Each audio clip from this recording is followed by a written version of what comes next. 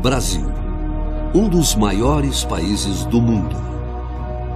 A sétima economia.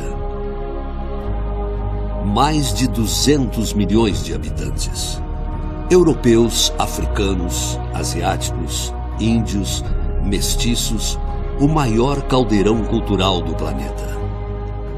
Águas infinitas, florestas deslumbrantes, mais de 8.000 quilômetros banhados pelo Atlântico. Uma das maiores taxas de produtividade agrícola e pecuária do planeta. Uma produção gigante. Rico em minérios.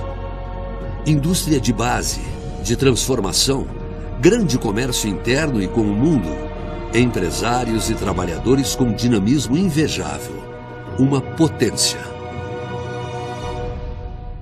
Então, por que o Brasil está em crise?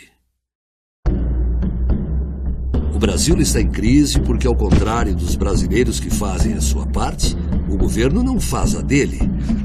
O governo não tem um plano para o país. Esse governo não avançou com a infraestrutura. Não criou uma política industrial.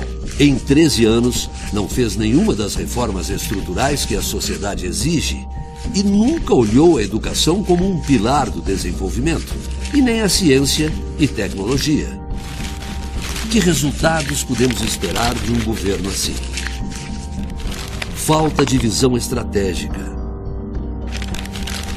Medidas equivocadas. Mentiras eleitoreiras. Um erro após o outro. E a crise transformou nossos sonhos em pesadelo. O Brasil vive uma recessão como só vista em 1931. A dívida pública explodiu. São 2.680 bilhões de reais. E agora, a inflação saiu do controle. Um dos motivos da crise atual foi o governo errar tão feio na política energética. Numa manobra eleitoreira, o governo reduziu as tarifas e represou preços, desorganizando a economia.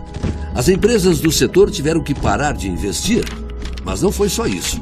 Elas pararam de investir e amargaram um prejuízo de 20 bilhões de reais. E para cobrir esse rombo, sua conta de luz aumentou mais de 50%. E o gás e a gasolina também aumentaram.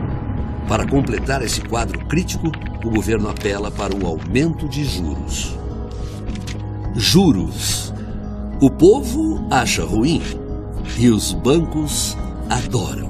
Só em 2014 o Brasil pagou 311 bilhões de reais de juros. E em 2015 a previsão é pagar R$500 bilhão. Um desperdício que poderia custear os próximos 18 anos do Bolsa Família. Gente, isto é um governo de esquerda? Com esta política, só os bancos ganham. A indústria diminui a produção. Caem as vendas do comércio. A economia trava e a crise aumenta. E aí começa o maior pesadelo dos trabalhadores: o desemprego. Só neste ano a crise fechou mais de 1 milhão de empregos com carteira assinada. Infelizmente, a recessão está aí. E em 2016, o desemprego vai continuar. E o governo ainda quer criar mais impostos, sem fazer as reformas estruturais que o país tanto precisa, ameaçando os pilares da estabilidade econômica. O Brasil está em crise porque o governo não se preparou para garantir assistência básica aos brasileiros. O percentual do orçamento investido pelo governo federal na saúde caiu drasticamente. De 52,8% em 2002 para apenas 42,8% neste ano. O resultado é visto no descalabro em postos e hospitais, pois os municípios deixaram de receber repasses do governo federal. Até programas como Farmácia Popular serão atingidos. O Brasil também está em crise porque a pátria educadora é só um slogan de propaganda na TV. A pátria educadora ocupa a vergonhosa posição de número 60 no ranking mundial de qualidade da educação. Ainda assim, os programas sociais tiveram um corte de 25 bilhões de reais. Programas como o Pronatec. Os cortes atingiram também o repasse aos municípios para creches e educação infantil. O governo escolheu suas prioridades. E esse ano, pela primeira vez desde 1998, o analfabetismo aumentou no Brasil. Mas não adianta apenas criticar uma administração perdulária e desastrada, ou um governo politicamente fraco. Antes de tudo, temos que identificar a causa desta crise. E ela pode ser resumida em uma palavra: incompetência. Este não é o sonho da esquerda brasileira. A verdadeira esquerda tem projetos claros para o país e busca uma sociedade mais justa e solidária. É preciso determinação e coragem para implantar um projeto de desenvolvimento sustentável com base na educação de qualidade e em tempo integral, com investimento contínuo de infraestrutura em tecnologia de ponta, na economia criativa e em políticas sociais de Estado.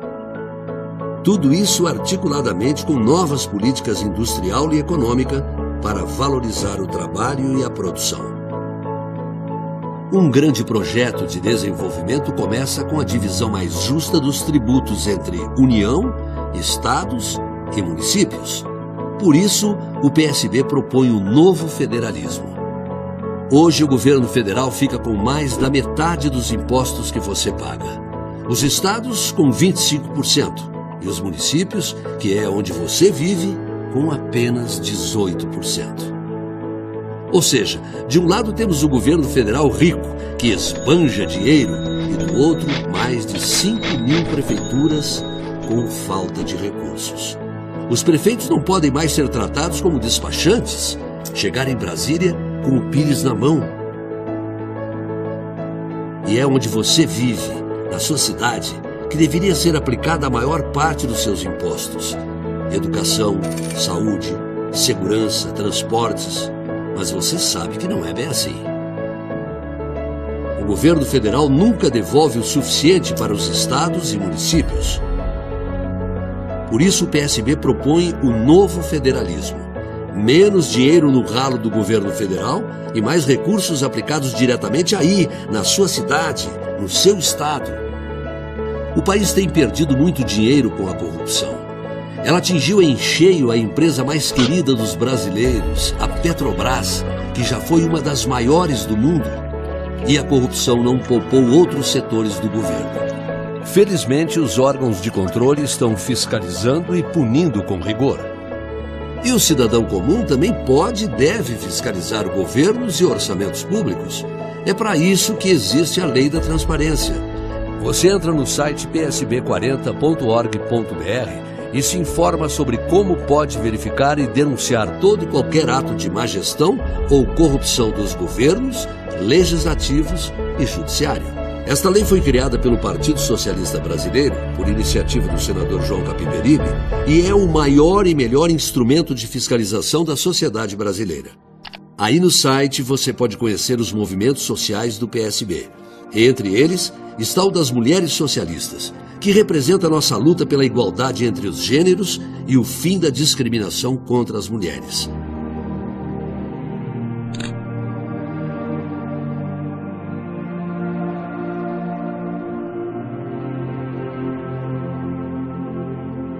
O Partido Socialista Brasileiro tem orgulho da sua história e confia nos ideais defendidos por grandes homens como João Mangabeira, Miguel Larraz e Eduardo Campos. Ideais do socialismo democrático.